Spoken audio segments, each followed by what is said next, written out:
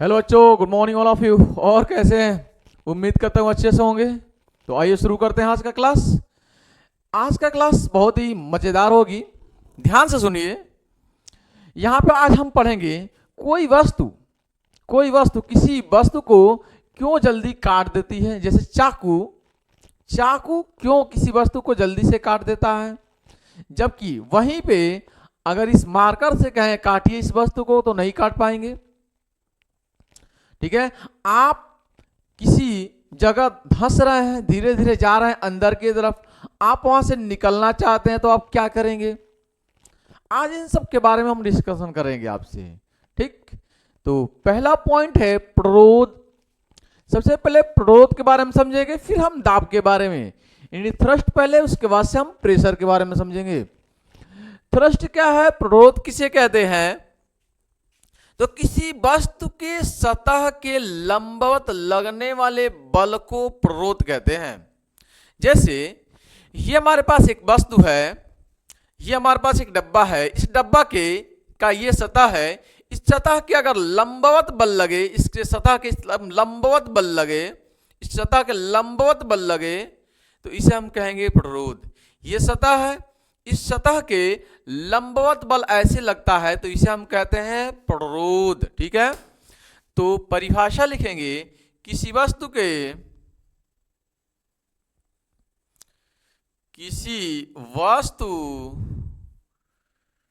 के सतह के लंबवत लगने वाले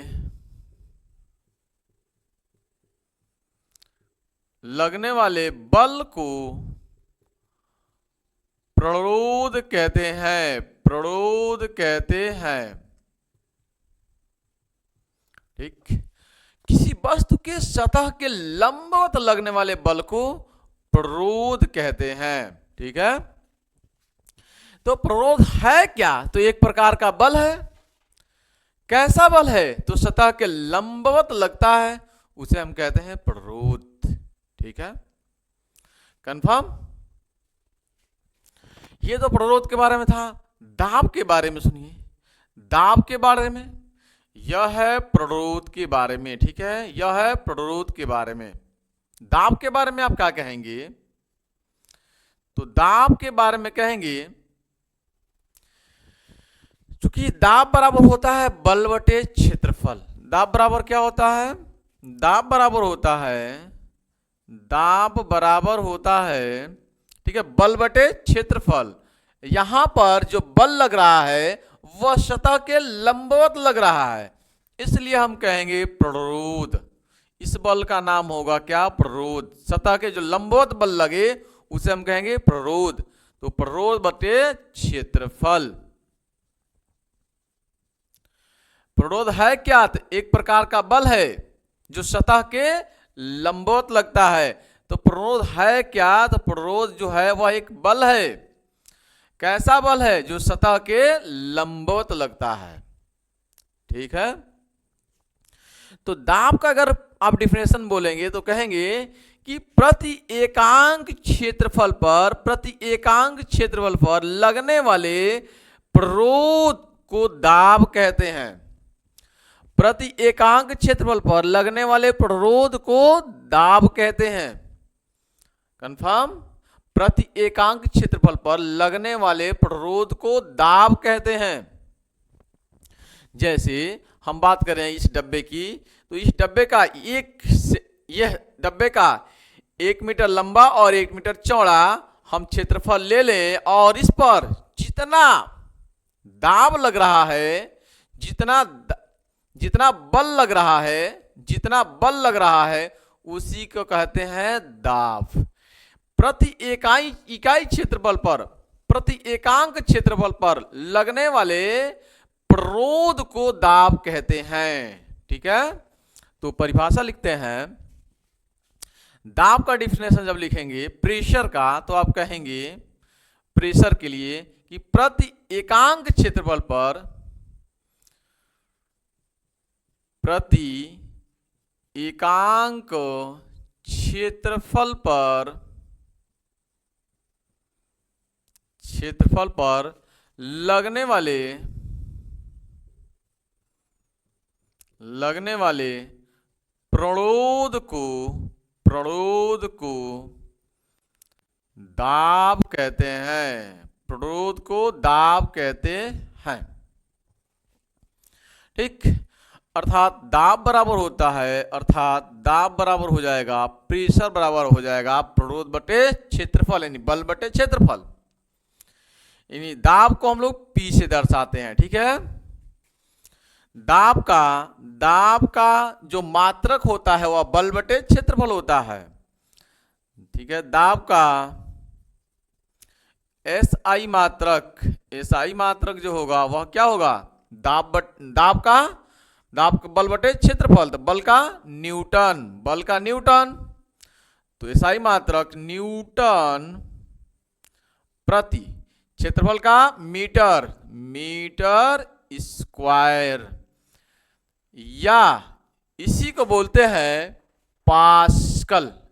इसको बोलते हैं पास्कल, क्योंकि इस दाब के बारे में कौन बताया, पास्कल। तो या हम कह सकते हैं पास्कल होता है, न्यूटन प्रति मीटर स्क्वायर या पास्कल होता है, जिसको पास्कल नामक वैज्ञानिक ने बताया था, इसलिए अपने नाम पर ही रख दिया पास्कल। तो दाब का SI मात्रक जो होगा वह न्यूटन पर मीटर स्क्वायर या पास्कल होता है। कंफर्म। अब दाब जब अधिक होगा, सुनिएगा, दाब बल बटे क्षेत्रफल है, दाब बराबर है क्या, बल। प्रणोद क्या है, एक प्रकार का बल है, तो बल बटे क्षेत्रफल। ठीक है, दाब को हम लोग P से दर्शाते हैं और बल को F से और क्षेत्रफल को A से दर्शाते हैं। तो जब भी क्षेत्रफल अधिक हो जाएगा तो दाब कम लगेगा। क्षेत्रफल अधिक हो जाए तो दाब कम लगेगा, जाहिर सी बात है। अगर क्षेत्रफल अधिक है, मैं 2 पैरों पर खड़ा हूं, मेरा क्षेत्रफल थोड़ा अच्छा है, ठीक है, क्षेत्रफल ज्यादा है, मैं 2 पैरों पर खड़ा हूं तो क्षेत्रफल ज्यादा है, दोनों पैर जमीन पर टच है, तो दोनों पैरों के नीचे जो जगह है वह इसका क्षेत्रफल हो जाएगा, तो क्षेत्रफल ज्यादा है। मैं 1 पैर पे खड़ा हो जाऊं, 1 पैर पे, तो क्षेत्रफल मेरा कम हो गया, क्योंकि एक ही पैर पे मैं खड़ा हूं, तो एक ही पैर के नीचे का जो जगह है वही है क्षेत्रफल। तो अब एक ही पैर पे पूरा का पूरा मेरा वजन जा रहा है, तो दाब ज्यादा लग रहा है, क्षेत्रफल कम हो गया। अगर मैं दोनों पैर पे खड़ा हो जाऊं तो क्षेत्रफल ज्यादा हो गया, तो दाब कम लगेगा। एक पैर पे खड़ा हो जाऊं तो दाब मेरा बढ़ गया, और क्षेत्रफल में 1 पैर पे खड़ा हो गया हूं तो क्षेत्रफल मेरा कम हो गया है। ऐसे समझिए, अगर मैं खड़ा हूं तो मेरा क्षेत्रफल थोड़ा कम है, अगर मैं लेट जाऊं तो क्षेत्रफल मेरा बढ़ जाएगा। तो मैं खड़ा हूं तो क्षेत्रफल अगर कम है, मैं लेट जाऊंगा क्षेत्रफल मेरा बढ़ जाएगा, जब लेट जाऊंगा क्षेत्रफल बढ़ जाएगा, अगर क्षेत्रफल बढ़ जाएगा तो दाब कम लगने लगेगा, क्षेत्रफल बढ़ जाएगा तो दाब कम लगेगा। अगर क्षेत्रफल कम हो जाए, मैं लेटने के बजाय 1 पैर में मैं खड़ा हो जाऊं तो क्षेत्रफल बहुत कम हो जाएगा, क्षेत्रफल जैसे ही कम होगा वैसे ही दाब बढ़ जाएगा। ठीक है, दाब पूरा का पूरा वजन बढ़ जाएगा। अब चाकू से काटना है किसी वस्तु को, तो आप इससे काटेंगे, बहुत ज्यादा धारदार नहीं है, बहुत मोटा इसका क्षेत्रफल है, ये कट नहीं पाएगा। चाकू का क्षेत्रफल एकदम पतला होता है, धार होता है, एकदम बारीक होता है, क्षेत्रफल बहुत कम होता है। क्षेत्रफल कम हो जाने से दाब बढ़ जाता है और चीजें को वह चाकू जल्दी से काट देती है। और देखते होंगे धार मोटा हो जाता है तो क्षेत्रफल बढ़ जाता है, तो जल्दी काटती नहीं है क्योंकि दाब कम लग रहा है। वहीं धारदार हो जाए तो क्षेत्रफल कम हो जाएगा, क्षेत्रफल कम हो जाएगा, क्षेत्रफल कम हो जाएगा तो चीज जल्दी को काट देगी क्योंकि दाब ज्यादा लगेगा। बात समझ में आ गई है? दाब ज्यादा लगेगा तो क्षेत्रफल और दाब, ठीक है, 2 पॉइंट हम लिखेंगे यहां पे। क्षेत्रफल और यहां पे P जो है वह व्युत्त क्रमानुपाती है 1/a के, ठीक है, 1/a के। इसका मतलब ये हुआ कि दाब क्षेत्रफल, ठीक है, क्षेत्रफल कम होने पर दाब अधिक लगेगा, क्षेत्रफल कम होने पर दाब अधिक लगेगा, ठीक है। और दूसरा पॉइंट, क्षेत्रफल अधिक होने पर, ठीक है, क्षेत्रफल अधिक होने पर दाब, ठीक है, दाब कम लगेगा, ठीक है। कोई व्यक्ति दलदल में फंस गया तो वह चल नहीं सकता है, आगे बढ़ नहीं सकता है, तो वह क्या करेगा? क्षेत्रफल को अपने बढ़ा लेगा, अर्थात वह लेट जाएगा और लेट कर पलटते हुए बाहर निकल जाएगा। तो क्षेत्रफल अधिक होने पर दाब कम लगेगा और वह जल्दी से आसानी से निकल जाएगा। कंफर्म? तो कहीं भी कोई भी घटना हो रही है तो वहां पे क्षेत्रफल, जैसे मान लीजिए यहां पे हमको कील धसानी है, इसमें कील धसानी है, तो कील का जो नोक होता है बहुत बारीक होता है, क्षेत्रफल कम होता है वहां पे। जैसे ही एक हथौड़ा मारते हैं दाब बढ़ा देते हैं, क्षेत्रफल कम है, ये दाब बढ़ा देते हैं, जल्दी से अंदर चला जाता है। सही है? तो क्षेत्रफल कम होने से दाब अधिक लगेगा और अंदर जल्दी चला जाएगा।